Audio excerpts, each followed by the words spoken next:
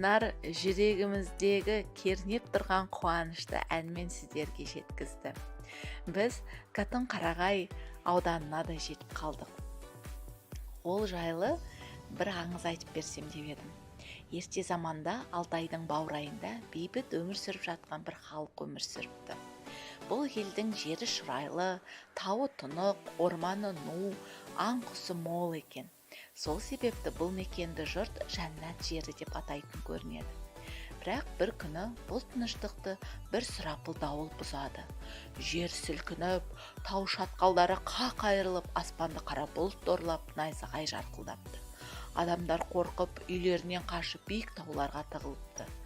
Осы кезде Алтайдың ортасынан бір алып тұлға көк тәңірдің елшісі болып келген ақ сақалды абыз пайда болады. Ол елге қарап, бұл жердің киесі бұзылды.